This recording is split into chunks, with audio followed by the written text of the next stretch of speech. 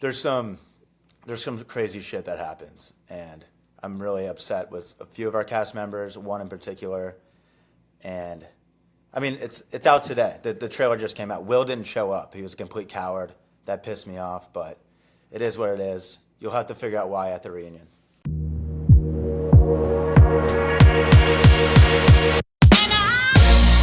Hello, and welcome back to another episode of Morgan's Pop Talks, breaking down the latest in reality TV and pop culture. My dog. I mean, I swear, my dog loses his mind every single time I push the record button. I just had this conversation with David literally 2 minutes before I started recording this podcast episode. And I'm like, okay, honey, he's like behind me, this wall behind me, singing, raving out to Fred again, all this stuff. I'm like, okay, honey, I'm going to be recording. He pops his head in. He goes, so you're telling me to shut up? And I'm like, yeah, I am. And take the dog into your office. It's clear that he didn't listen. You can hear him whispering to the dog right now. But super excited for today's episode. We have Joe Bradley on the pod today. He is from Bravo TV's hit show, Southern Hospitality. We're going to get all into it. I had the pleasure of meeting Joe and Maddie last May at a James Kennedy DJ show. Maddie opened up for him. And what's funny is that they were actually dating last May, and I wasn't allowed to say anything, but I knew the whole time. Insider info, you know. But super excited to have him on the podcast today. Southern Hospitality is popping off. And before I get into the pop three, one more really exciting news. I mean, I've never been more excited for a doctor's appointment in my life. If you're listening to this on Thursday, I'm finding out what's wrong with me today. You've heard this nasally, annoying, grating voice since September, and today we're getting answers, baby. If you're listening on Friday, I should know what I'm allergic to. So, send some T's and P's for your girl that they can actually figure out if I am allergic to something, why I have so much post-nasal drip for the past 6 months, and pray that it's not my dog. Because if I'm allergic to my dog, I just don't know what I would do. What do you even do in a situation like that? I don't know. And I don't want to find out. All right, let's get into this week's Pop 3. 3 biggest headlines in reality TV and pop culture. First, Jax Taylor reveals substance abuse issues, specifically an addiction with cocaine. He sat down for Bravo's Hot Mic podcast with Alex Baskin, who is an executive producer at Bravo. And this whole podcast was him opening up about this addiction and substance abuse. So he starts the podcast by saying, season 2 of The Valley is getting ready to come out. And each member's story isn't told fully. And I'm just going to be honest. Starting the podcast with that, my alarm bells were kind of ringing a little bit. It's an odd way to start a podcast where you're going to reveal to the world about an addiction. I am the biggest proponent of the sober lifestyle. You guys, like, that is something that you guys know about me, right? But I just felt like, what does that have to do with anything? What is season 2 of The Valley coming out and each cast member isn't fully told their story? What does that have to do with anything? If I had to guess, it's kind of a precursor to the fact that Jax might have a rough season. But doesn't Jax always have a rough season? You know, so I don't know the reason behind why he would start the podcast out that way, but he did. Here's what he says. I'm an addict, substance issues, primarily with cocaine, dealing for 20 years.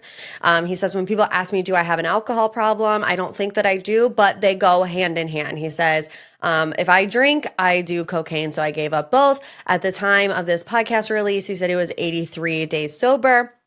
You guys remember not long ago, he was also diagnosed with bipolar disorder.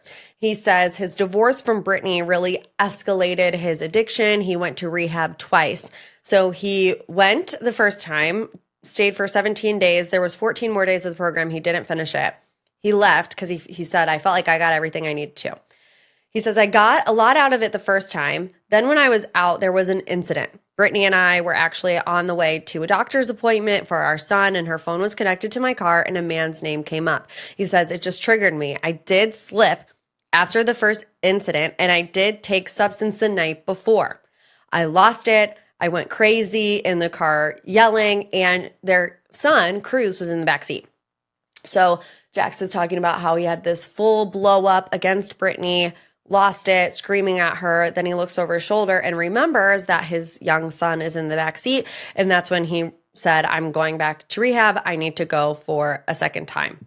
He also said, because I know in this quote, he says, he did substance the night before. So he said in this interview that anytime he would use, the next 48 hours would be hell on earth. He'd be very short-tempered. That's when, his anger would flare up. He'd be really depressed. So he said he was just extra triggered that day. So it also doesn't seem like he and Brittany are in the best place right now. He said on this podcast, we had a little bit of a blow up last night. It's daily. It changes. One day she's happy. One day she's mad. I never know what I'm going to get with her. How about she never knows what she's going to get with you, Jax? That's what I really did not like about this podcast episode is there's a fine line between explaining and giving excuses. And I felt like a lot of it was Jax giving excuses, constantly still putting things on Brittany, while, trying maybe to take ownership of his part, but it was always like pointing the finger back at her. He said, I walk on eggshells constantly as I should. Okay, so there's a good example, right? Oh, I walk on eggshells around her constantly as I should, it's my fault. So he goes back and forth between that mentality the whole time. He says, I just want her to know that I'm really, really trying. I'm doing everything she's asked. Well, Brittany was ready to go. I feel like Brittany knew that this podcast episode was going out. She had already made the phone call to People Magazine because this instantly came out as well. An exclusive statement to People saying, I'm glad that he finally admitted to what was really going on. For the first time, I can speak openly about the extent of trauma he's instilled on our family over the years. I've tried desperately to help him without success. I pray that one day he completely knocks this addiction, but I'm skeptical. His behaviors are still alarming, and his treatment plan seems to be the bare minimum. When we're looking at two sides of a story based on the past, I'm going to believe Brittany. And that's what makes it hard. Like I said, fully support anyone who is trying to find themselves in sobriety.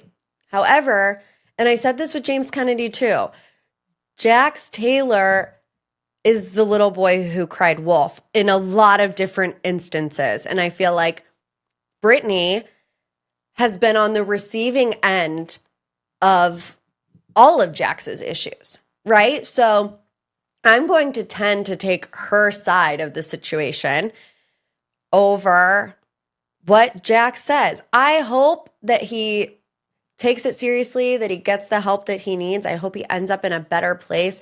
I hope he can, for his son's sake, get in control of his anger, and he has been through a lot. I'm not denying that, growing up, wanting to make it in Hollywood, I feel like would take a toll on anybody. I feel like everybody that tries to make it in Hollywood has issues. He pretty much lost his mom and his dad at the same time. His dad passed away and his family was really not happy with the way his mom handled that. I believe, if I'm remembering correctly, Jax's mom didn't let Jax or his sister know that their dad was dying until it was too late. And there was a lot of fallout around that as well. So he doesn't really talk to his mom anymore. At least that's what was last publicly said. So he definitely has some trauma in there that he needs to get to the bottom of. I just hate that, somebody's issues come at the extent of facilitating trauma on other people, Brittany and their son, Cruz. So I hope that Jax can remain sober. Let's talk about the Love is Blind episode dump. Ugh. Where to even begin? Lauren and Dave's breakup. Hallelujah. We were like, woo, yeah, like cheering on like she was sprinting down the final 100 meters at the Olympics, like, go, go, go, you know? Why did they break up in a movie theater? An abandoned movie theater at that? Did we have any information on that? Like, I'm not understanding. Like, that was probably the most random thing in that episode. I couldn't even really focus because I'm like, they're sitting on these red velvet seats. I have no idea what they're doing in this movie theater. Is it still a functioning theater? Are there moviegoers like getting ready to go see Wicked and they're just sitting in their seats? I have no idea what's going on there. I was really surprised by the conversation with Dave and Molly. You know, she had unwavering loyalty to Lauren and she called Dave to the carpet. And I mean, thankfully she did this a year ago, but she is pretty much saying what we were all saying. Hey, stand up for your fiance. What are you doing? Like, if you think she's not ready for marriage, well, you're not ready for marriage if you're not ready to trust that your fiance is telling the truth and have her back when it comes to your family and your friends. Then Dave has like a couple Jaeger bombs and tries to talk to Lauren. I mean, how many Jaeger bombs did the guy have after talking to Molly? I could not even pay attention because I'm like, this dude is drunk. He's sitting and he's like, Lauren. You're like slurring his words. I'm like, dude. Not the best situation. It was uncomfortable. You know, hopefully they are still broken up. I read in a People interview that Dave did, he was like, I wasn't going to have my friends and family come and watch me say no at the altar. So that tells you he had his mind made up, right? Like, there was nothing to it. Like, he already made up his mind. He didn't want to believe Lauren. You know, he talks in the episode about how he pushes people away. I feel like we saw that. Devin and Virginia, I have no idea if they love each other or if they're like bored to death of one another. I really have no idea. It could go either way, and either way would not surprise me in the slightest bit. You know, the only real hiccup that they have at this point is this prenup. Devin's open to it. He has his attorney and his mother, who may or may not be the same person, look over it. He was like, yeah, it's pretty much cool. Like, we leave with what we came with. It's like, yeah, okay. And they're like, okay, see you later. Bye. Like I said, I have no idea. I don't know if they're in love, and I don't know if they find each other painfully boring, like watching paint dry. Ben and Sarah, I can't believe we're still here, right? The compatibility concerns are out the wazoo. You know, they've always been there. They always will be there. Sarah says something to the effect of, will someone ever 100% align with how you think? Like, you can get 99.9% close. You know what I mean? Like, you can get a lot closer than you are right now. And I couldn't help but notice, you guys, when they're standing up at the altar, if you go back and watch it, there's like these really high candles in the back of and they're just swaying back and forth. I'm like, honestly, there's about to be an earthquake. Like, there are signs that this is going to go down badly. Like, the whole altar is about to crash to the ground. That's what it looked like. Go back and watch it. You'll see it. But they're just not paying attention. Let's see. Monica's sister still doesn't want her sister to get married because she likes to take naps. Honestly, I don't get offended very easily. I'm like pretty laid back, I guess you could say. I don't take anything to heart, really. That's a lie. I take everything to heart, but I don't get offended easily. But I was like, I'm about to ride for the nap queens, because every nap queen needs an Energizer bunny. Like, that's every couple that I know. One of us is taking a nap between 3 and 4 p.m. The other one is loading the dishwasher 9 times out of 10, or starting to file the taxes, or taking the Christmas lights down on March 6th, like David is supposed to be doing today. You know, like, it's about balance. So I still just don't think that Monica's sister is on board. I know she says that she comes around, but she still she comes around with like these rude quips. Like, oh yeah, I can tell you guys really like each other because you were ignoring my direction completely, and I wish you guys would chill out. No, I wish you would chill out, lady. Daniel and Taylor, they're chilling. They're cool. No drama anymore. They're like the most compatible, normal, loving relationship I do love when they try the wedding dresses on. That's like one of my favorite parts of the entire season. But honestly, I have no idea who's going to get married. I feel like Daniel and Taylor might be the only ones. And we'll have to see about that.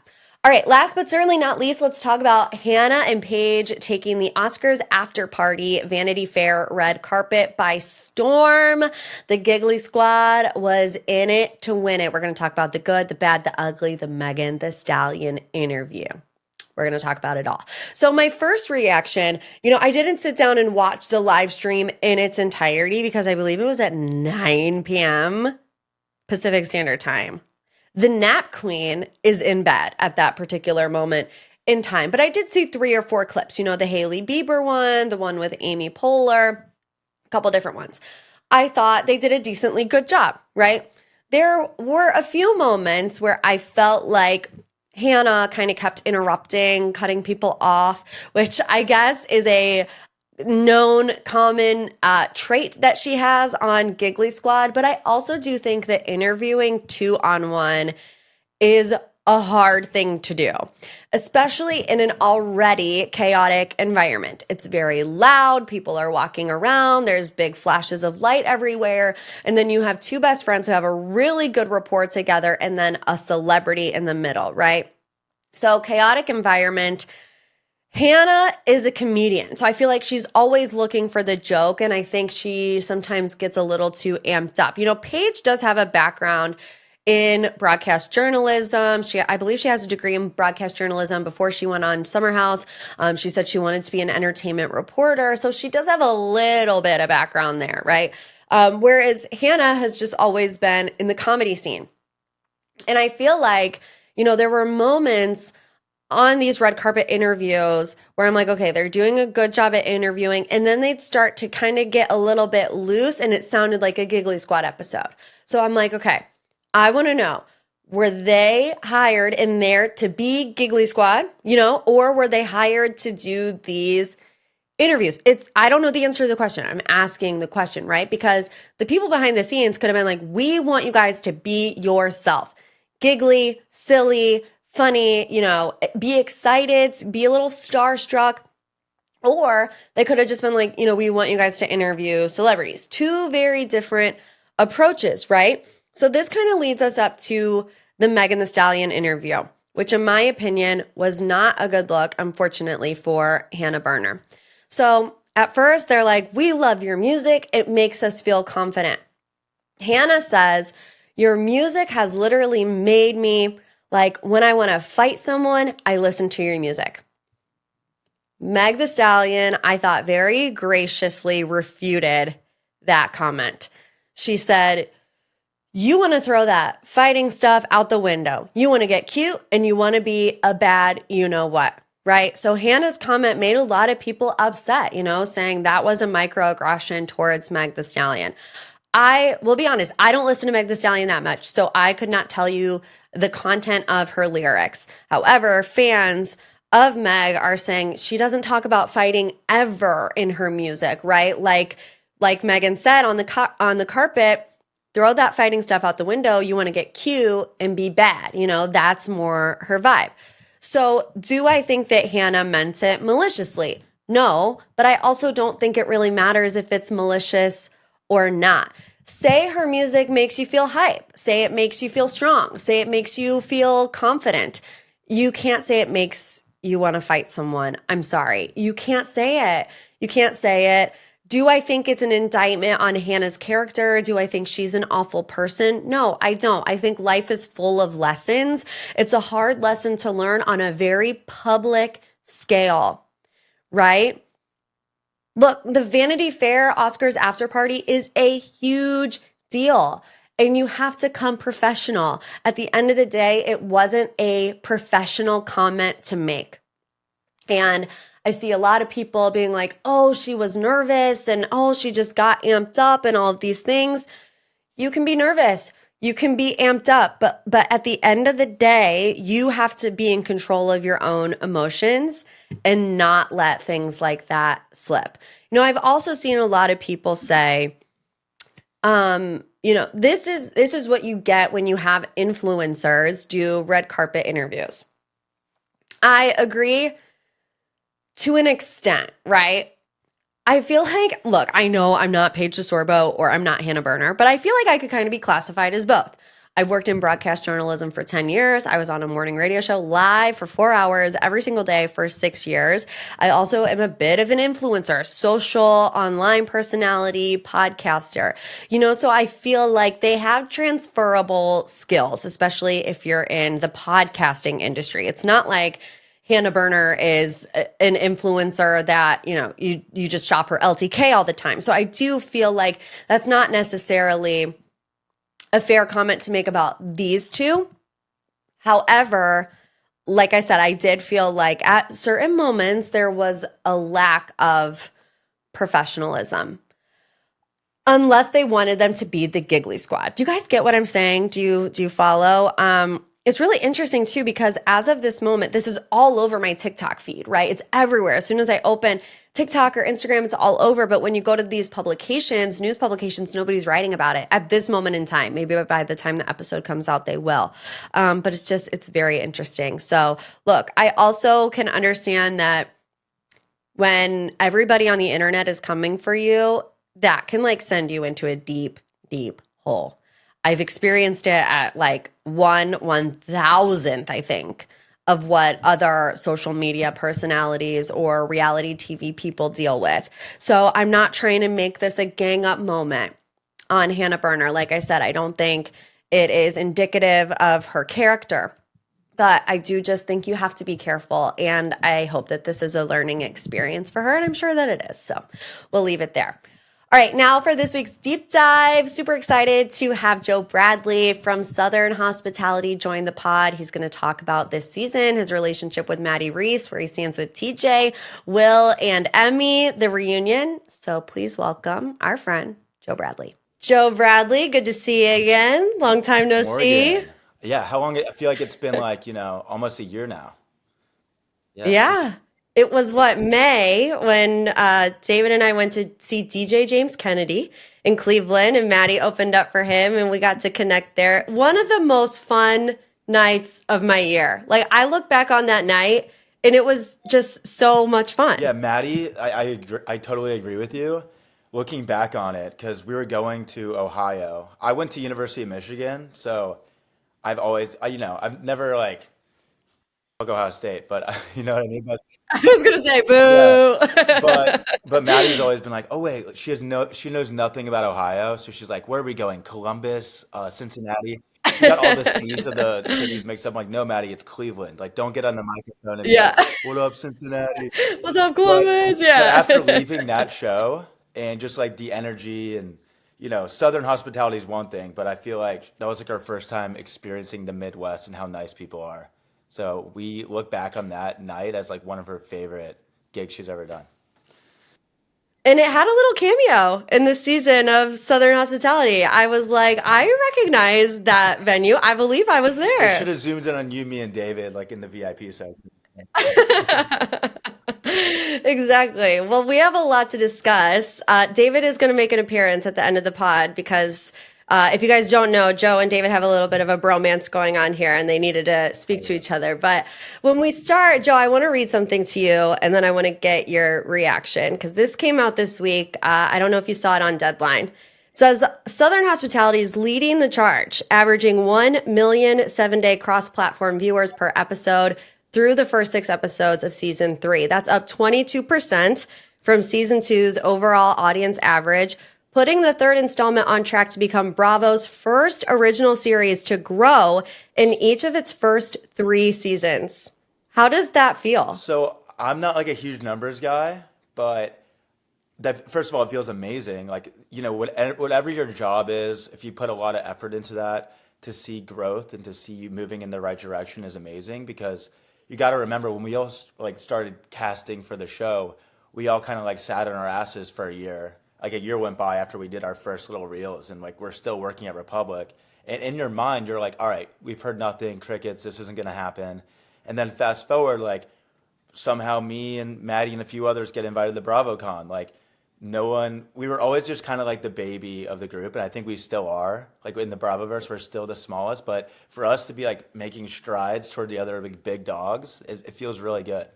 And yeah, I feel like this season in particular, you guys, the show has really taken off. I mean, everyone that I talk to, when I talk to my listeners on Patreon and we recap the episodes, they're like, yes, Southern Hospitality is the best show on Bravo right now. And I know that that has to be exciting for you guys. Is there also any fear, though, that comes with it? I mean, as the show gets bigger, it invites more opinions about you and your relationship. How do you navigate those emotions? totally. And I'll kind of like depict, what you just asked in like in this way. So, you know, when me and Maddie were dating, like the network is like, keep this a secret. That's a spoiler. So we went from not being able to tell the world we're boyfriend and girlfriend for 5 months, and then all of a sudden, like the trailer hits and like people think we're getting married.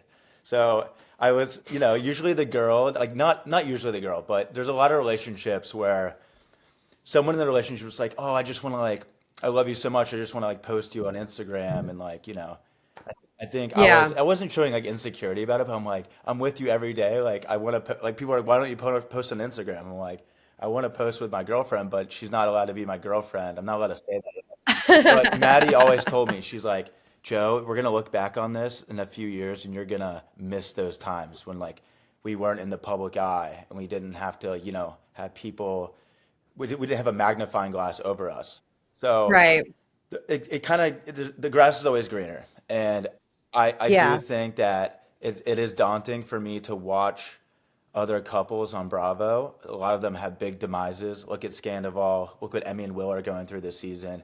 It is a scary thing, but you know, we love this life, and we wouldn't do it any other way. So we just kind of have to look at each other and be like, hey, we we got each other's backs.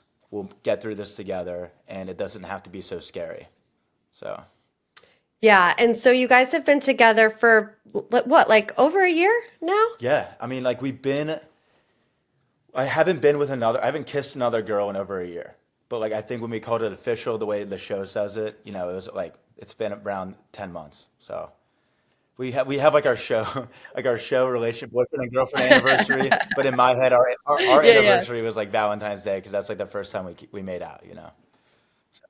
Yeah, obviously you're writing down all the dates. Don't worry. David and I have like 12 Yeah. different anniversaries between visas and Yeah, what's wrong with that? engagements Why and can't like you three have different five different weddings. anniversaries?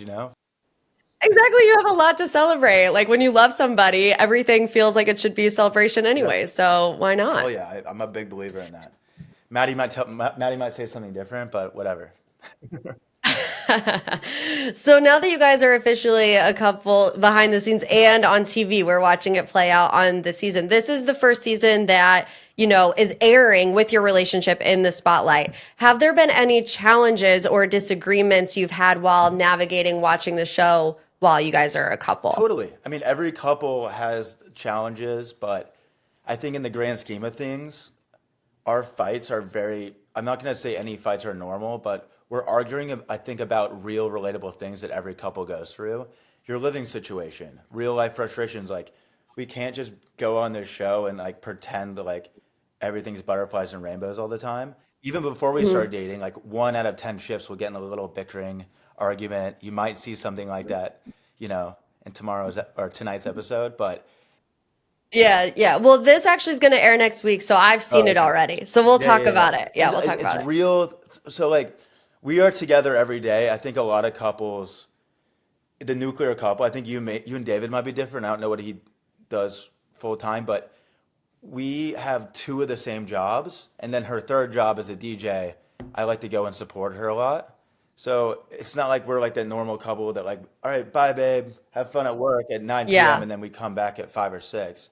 We're always together, and Hmm. like if we get in a few arguments, I don't think that love is real.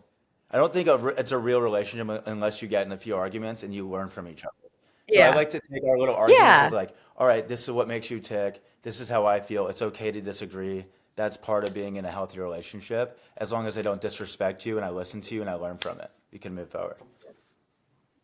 A lot of people say don't mix business with pleasure, but my husband, David, is my biggest supporter. He's set me up with all this tech. He does my background. We have a new podcast together. So I feel like the right person helps you excel in the areas of life that you want to grow in. The wrong person will hold you back. You will have those arguments and it will cause distractions in where you want to go. But I've always been a firm believer that the right person for you will do nothing but propel you forward. Do you feel that that's true for you guys? Yeah, I mean, everything you just said, I agree.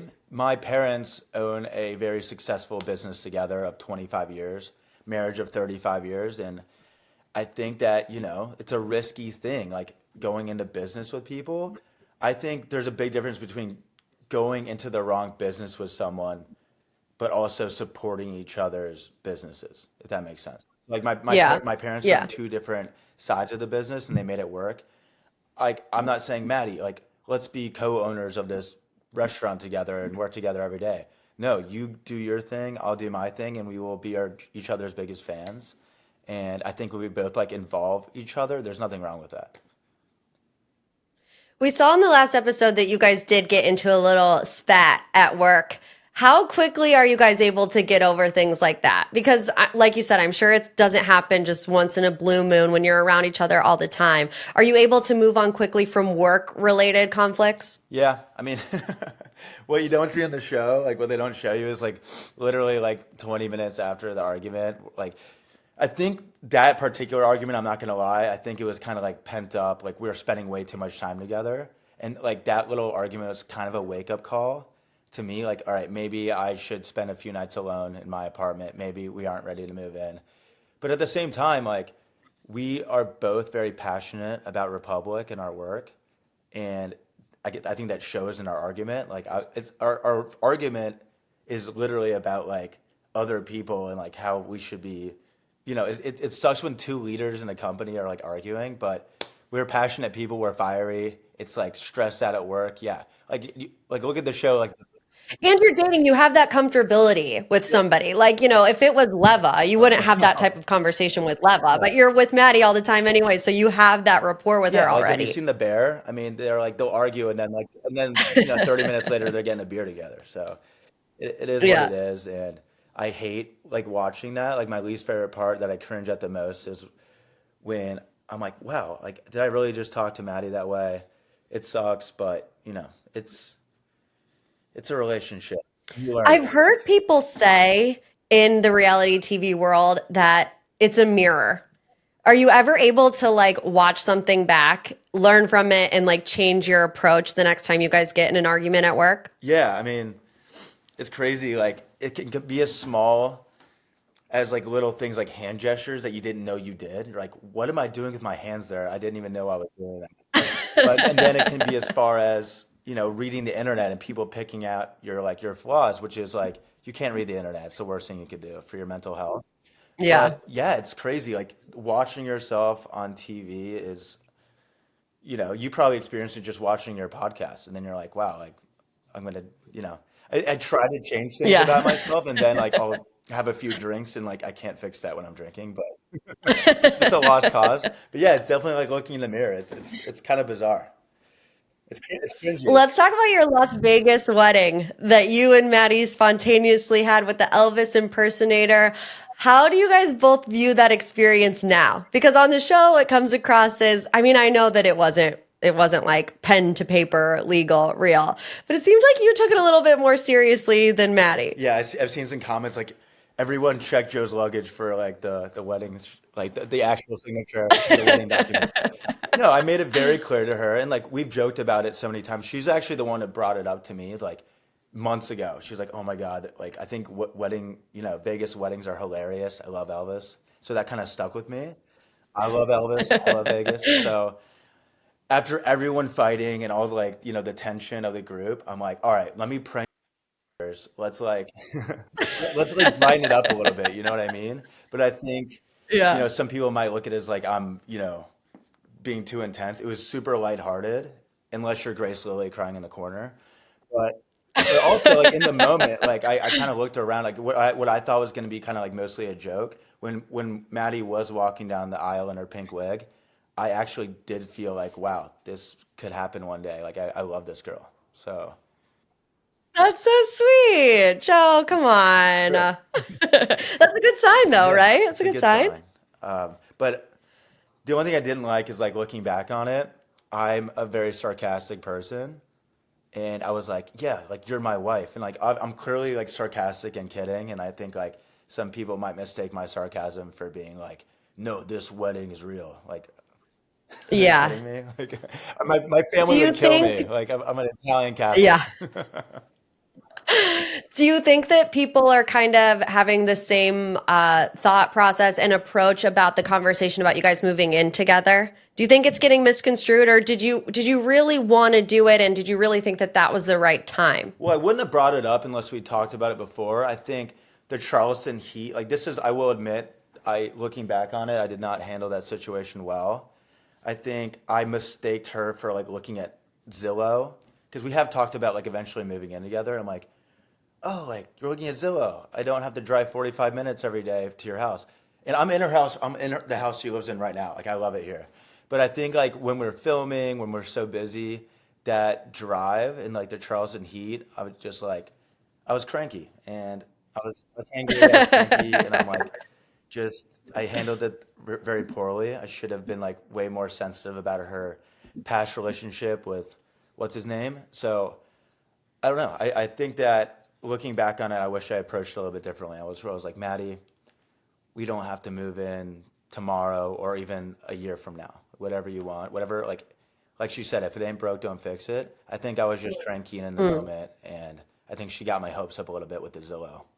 So Is it still something you guys talk about now, or have you pumped the brakes? totally. I mean, I think I think pumping the brakes is a smart idea, just because Maddie doesn't even know what city she's DJing in next week. You know what I mean? So I think like Yeah. now's the time we kind of.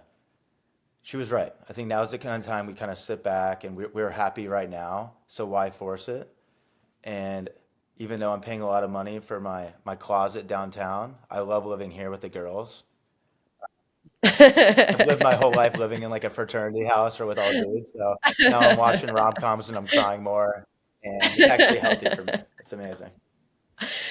Yeah, well, I feel like, as you go through life and as you're in each phase of your life, you always tend to want to rush whatever phase you're in, and you don't realize how important each step in the journey is until it's already passed.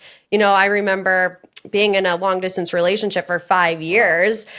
People were talking about when are you guys getting engaged and when are you getting married? And it was so important to me to have different phases of our relationship. There's all this societal pressure, and I can imagine for you, it's 10 times worse being on television to, meet this end goal when really, like, there's multiple goals along the way. Does that make Yeah, no, sense? totally. And I'm really lucky that I do get to be with her almost every day and like going, looking at Paige and Craig's breakup, like that's hard. Like I really do feel for them.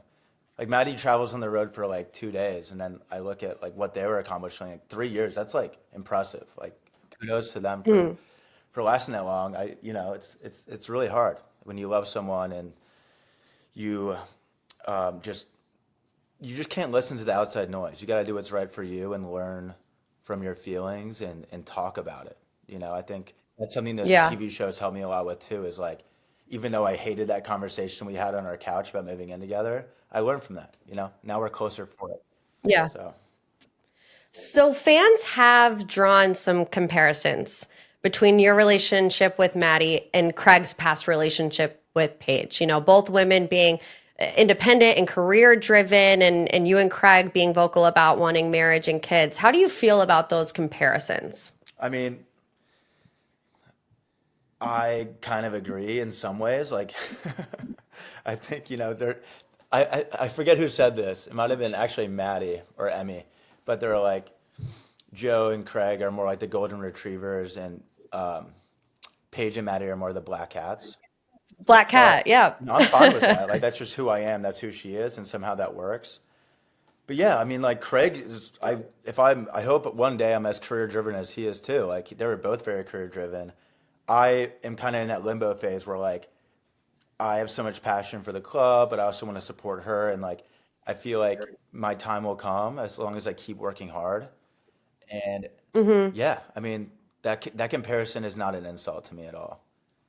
So, Well, also, we did see Leva talk to you this past episode about your personal growth and kind of having to navigate wanting to be Maddie's hype man and also have your own, career growth goals. Where are you at in that journey? Are you still trying to balance it? Are you passionate about something in the hospitality space? Like, what, if you had a career goal that you could name right now, what would it be? yeah, I mean, I could not have better mentors, to be honest with you. I have, you know, my parents, for one, they're kind of like Leva and Lamar. They're a power couple. And it just so happens that Leva and Lamar are mentors to me, and I work for them. And I want to kind of accomplish similar goals that they have accomplished. And they've done it with having a family. So a lot of people look at the hospitality industry. It's really hard to stay in this and to, own your own spots and create this group. And with also like balancing that with a marriage and a family.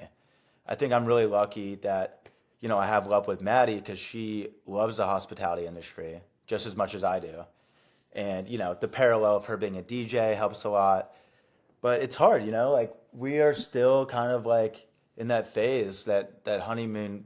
I don't even know. I hope this feeling lasts forever where I can always like feel like I can support her. But I know for a fact, like Leva said, there's going to be a crossroads where like if I'm just supporting her and I don't, you know, I don't need to just like spread myself like too thin. I need to. There's going to come a day where I need to like hang back and just put my nose to the grindstone and do it. And I just gotta. It's gonna be like a big, hard pill for me to swallow. To like, we're gonna have to separate for a little bit and focus on ourselves. But I feel like that challenge is gonna make us a better couple, and it's just hard for Yeah, me right now because I you're hate having leaving, but fun. we're having fun.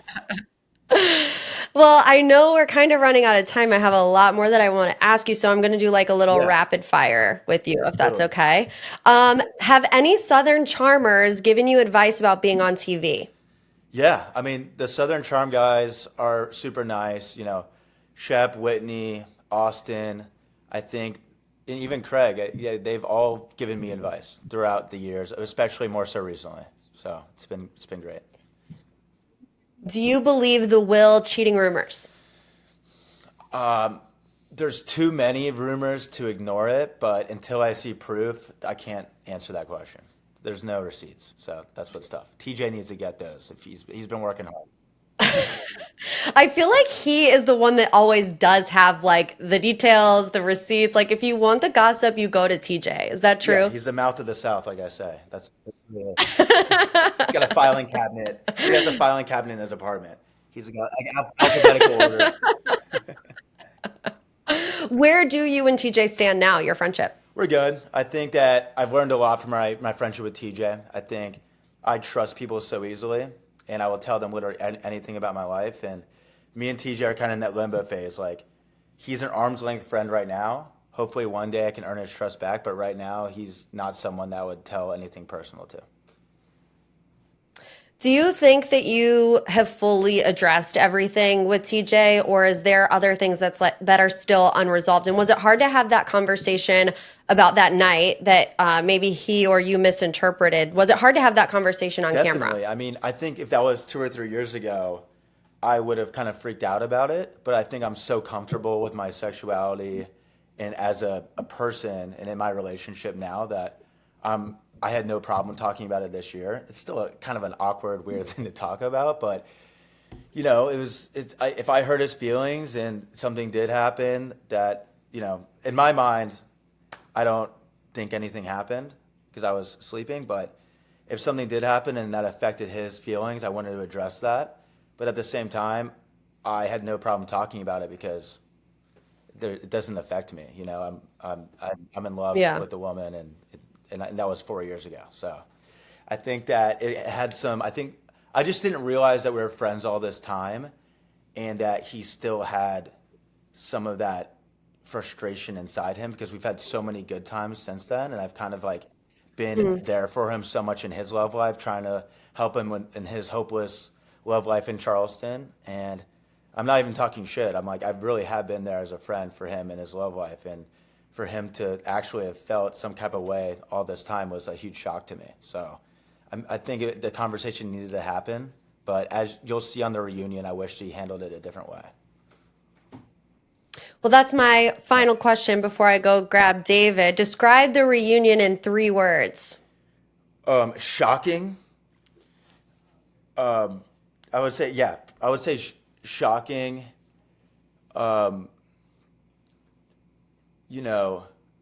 Reconciliation. We all kind of, I think there's a lot of things that we forgive each other for, and funny, hilarious.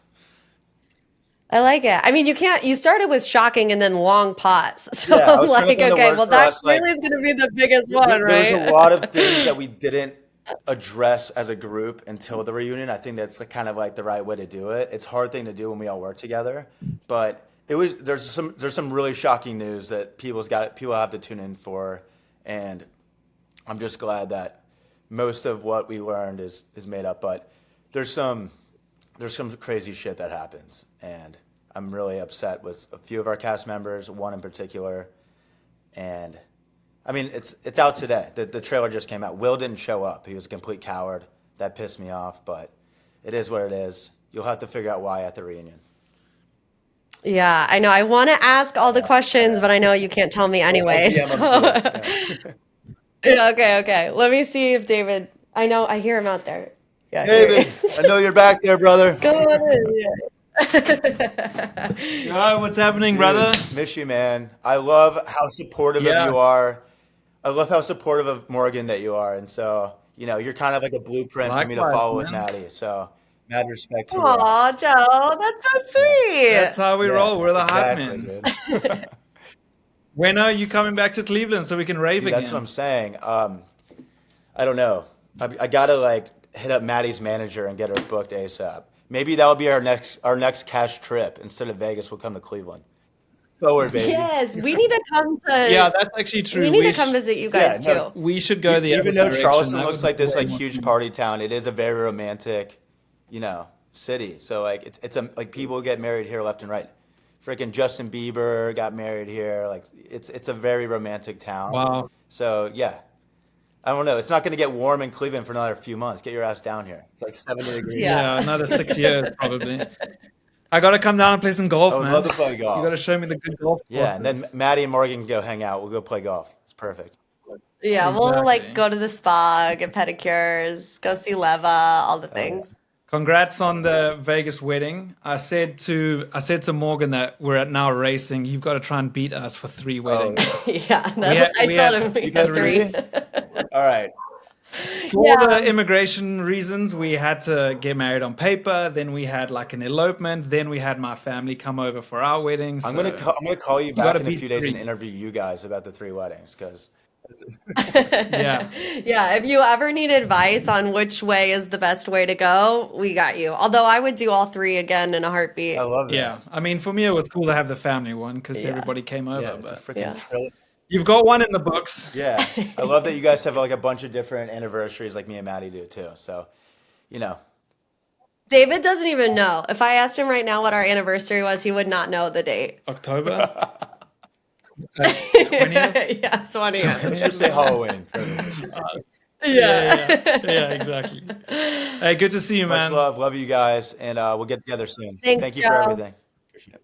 Thanks again for tuning in to another episode of Morgan's Pop Talks. Don't forget, Survivor Thursday is back on the Patreon. Bravo Friday. If you guys want to hear why I got in a little tiff with Wes Wilson last week, I talked about that on Bravo Friday. Patreon.com/Morgan's Pop Talks. If you join the Lilas tier, you get all 3 tiers for the price of 2. So if you're trying to, save money, be financially responsible, but you want all the content, that's definitely the way to go. If you want free content, seriously, search The Seriously Show, mine and David's new podcast. Thank you to everybody who's been listening so far. If not, you can at least leave a review on this show, right? A little 5-star boop boop, a little love you like a sis, because I do. All right, I'll see you back next week. Hopefully I'll be able to tell you what I'm allergic to. And as always, love you like a sis.